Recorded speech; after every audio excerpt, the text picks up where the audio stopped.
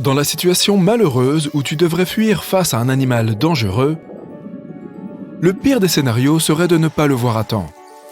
Jetons un coup d'œil à quelques-uns de ces prédateurs à l'esprit perçant qui sont passés maîtres dans l'art du camouflage.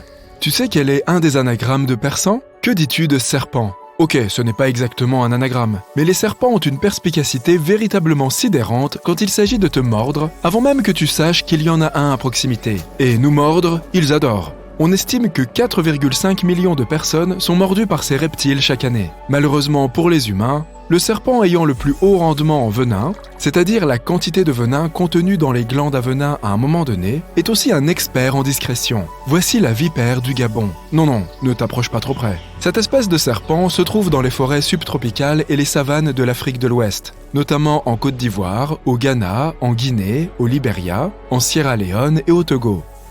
Elle atteint généralement une longueur d'environ 1 à 2 mètres et peut peser de 9 à 11 kg, ce qui en fait l'une des vipères les plus grandes et les plus lourdes du monde. Et sans vouloir forcer le trait, cette espèce possède aussi les plus grands crocs de tous les serpents venimeux. Ils mesurent au moins 5 cm de long et se replient contre le palais du serpent lorsqu'ils ne sont pas utilisés. Si tu n'es pas encore terrifié par cette créature, c'est peut-être le moment de te dire qu'elle a des écailles agrandies sur son nez qui ressemble à une paire de cornes, parfait pour compléter sa large tête triangulaire et ses pupilles à fente verticale.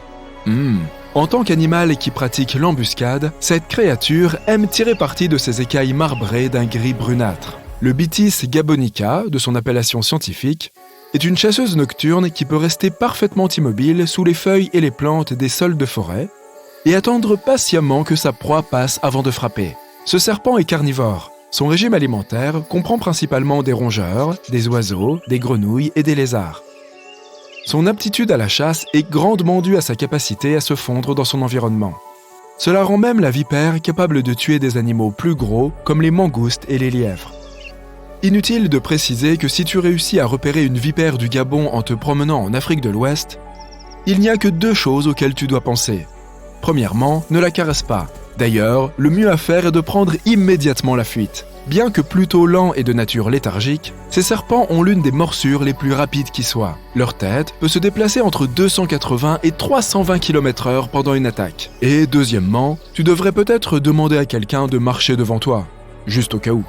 Heureusement, les morsures de ces créatures sont très rares, car la vipère du Gabon est beaucoup plus paisible que d'autres serpents dangereux, comme la vipère piquante ou le mamba noir. Cela ne veut pas dire que tu ne dois pas être prudent. Lorsque des morsures se produisent, c'est souvent lorsqu'un pied humain marche accidentellement sur la créature. Car, comme nous le savons maintenant, elles ne sont pas toujours faciles à remarquer. Pour les malchanceux qui se font mordre, la blessure est vraiment sérieuse. Le venin de la vipère du Gabon est extrêmement dangereux s'il n'est pas contré par un antidote dans les 2 à 4 heures. Bon, ce n'est pas un scoop que beaucoup de serpents utilisent l'art du camouflage à leur avantage, étant donné qu'ils sont près du sol et pas spécialement larges ni grands. Mais pourquoi ne pas nous intéresser à une créature plus grande et que tu imagines sans doute n'avoir aucun mal à repérer ? Prenons par exemple un léopard. On trouve des léopards dans de nombreuses régions du monde, comme en Afrique, dans certaines parties du Moyen-Orient, en Asie, notamment en Chine, mais aussi en Inde ou encore dans l'est de la Russie. En moyenne, ils peuvent peser entre 50 et 90 kg et mesurer jusqu'à 2 mètres, sans compter leur queue d'1 mètre. Généralement de couleur jaune sur le dessus et blanche sur le dessous, les léopards ont des taches sombres disposées en rosette sur tout leur corps. Les différents motifs de ces taches ont confirmé l'existence de plusieurs races de léopards. Les léopards noirs sont parfaitement équipés pour traquer d'autres animaux pendant la nuit en se cachant dans l'ombre, grâce à leur pelage tout à fait sombre.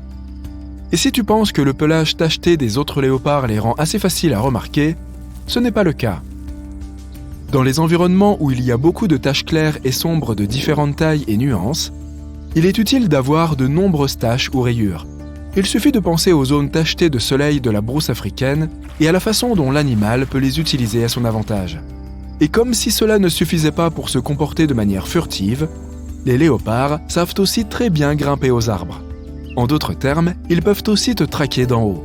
Quels sont les animaux qui se font piéger par les capacités de camouflage du léopard ? Eh bien, tout ce qu'il peut dominer. Des petits rongeurs aux grandes antilopes. Mais les léopards chassent généralement des proies de petite et moyenne taille, comme les biches et les antilopes. Heureusement, de toutes les espèces de grands félins que tu peux rencontrer lors d'un safari en Afrique, les léopards sont considérés comme les moins susceptibles d'attaquer un humain. La plupart des cas de rencontres dangereuses entre les léopards et les humains se produisent lorsque l'animal est affaibli et incapable de chasser. Dans ce cas, tout est bon à prendre. Même si ces rencontres sont rares, cela ne veut pas dire que tu ne dois pas garder les yeux grands ouverts étant donné leur capacité à se cacher, surtout si tu te trouves sur leur territoire. Au fait, inutile d'essayer de fuir cet animal, qui peut atteindre une vitesse de 56 km/h. Il est intéressant de noter que cette vitesse est en fait plus lente que la vitesse maximale de la plupart des animaux qu'il chasse, ce qui témoigne encore une fois de la capacité du léopard à se cacher pour les surprendre. Il y a beaucoup d'environnements dans lesquels le pelage du léopard est à son avantage du point de vue du camouflage. Mais sais-tu dans quel cas il pourrait ne pas être très efficace? Que penses-tu de l'Arctique? Là-bas, il se peut que tu ne remarques pas une certaine paire d'yeux, de nez et de coussinets qui viennent vers toi, parce que le reste du corps de son propriétaire se fond parfaitement dans l'environnement. Le propriétaire en question est l'ours polaire. S'il peut si bien se camoufler dans son environnement, c'est parce qu'il peut se faire passer pour une congère. Mais ce qui est surprenant, c'est que le pelage de l'animal n'est même pas blanc. La fourrure de l'ours polaire est jaune et sa peau est noire.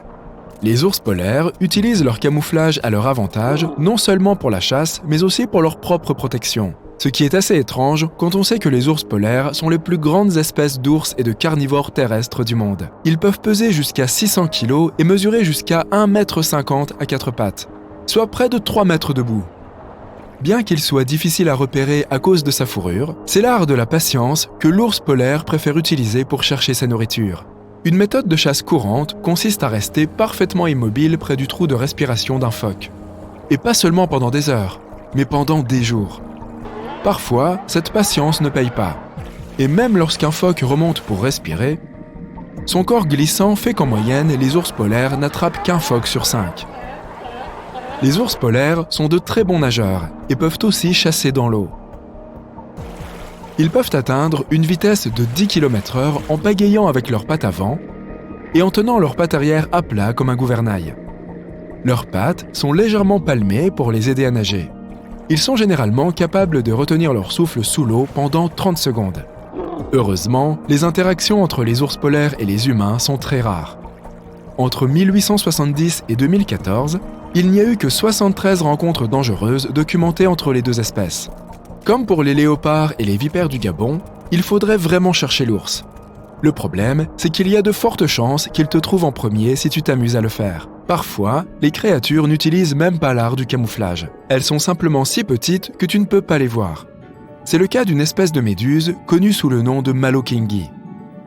Cette créature ne dépasse généralement pas la taille de 3 cm. Soit l'équivalent d'un ongle de pouce humain. Imagine que tu te trouves sous l'océan et que tu essayes de repérer quelque chose d'aussi petit.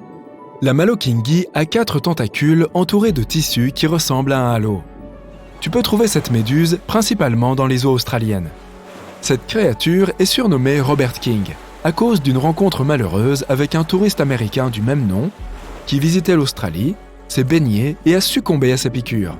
Tu penses peut-être que les méduses flottent sans but dans l'océan toute la journée, mais la plupart d'entre elles sont en fait des chasseuses actives, et la Malokingi ne fait pas exception. Cette créature a même des yeux équipés de lentilles, de cornées et de rétines. Ils lui permettent de voir des images réelles plutôt que de simplement faire la différence entre les zones claires et sombres. Malgré sa petite taille, la Malokingi est extrêmement venimeuse, comme l'a découvert le pauvre Monsieur King. À son contact, elle projette un venin dans le sang des autres animaux grâce à ses cellules urticantes en forme de fléchettes situées à l'intérieur des tentacules. Heureusement, elle ne cherche pas à interagir avec les gens. Toutefois, on estime que 150 millions de personnes se font piquer par toutes sortes de méduses chaque année. Il est donc toujours préférable d'être sur le qui-vive quand tu es sous l'eau.